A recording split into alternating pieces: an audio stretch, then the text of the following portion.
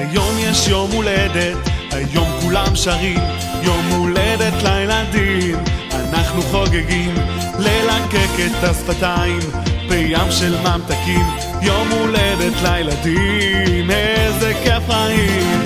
יש לי יום הולדת, יש לי יום הולדת, היום יש יום הולדת, זו סיבה למסיבה, היום כל כך מתוק לי, איזו חגיגה, נרים את הידיים ונשיר יחדיו כולם, איזה כיף חיים, חבל לי על הזמן. יש לי יום הולדת, יש לי יום הולדת,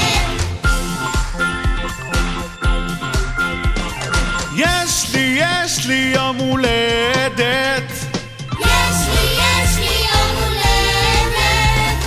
יש לי חגיגה גדולה, יש לי חגיגה גדולה, קיבלתי מתנות מהמשפחה, מתנות מהרמה, אז בואו ילדים נחתוך את העוגה.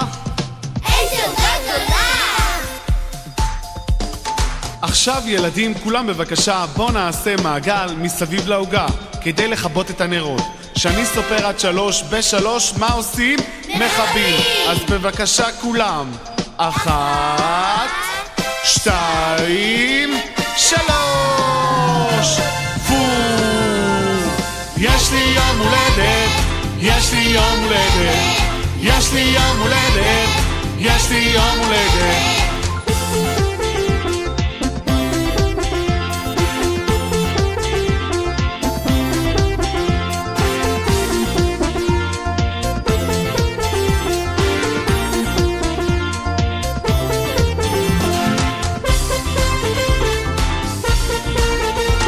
היום יש יום הולדת, זו סיבה למסיבה, היום כל כך מתוק לי, איזו חגיגה, נרים את הידיים ונשיר יחדיו כולם, איזה כיף חיים, חבל לי על הזמן.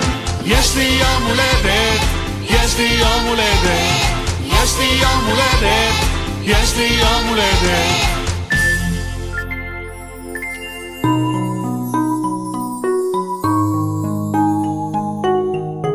אלירן, מה אתה מנסה לעשות? אני מנסה לעשות קסמים, רוצה לראות קסם? אתה לא תצליח. למה אתה חושב מתן? איזה צבע זה? צהוב. מצוין, ומה יש לנו כאן? שק. מצוין. בלי כלום. בלי כלום, נכון.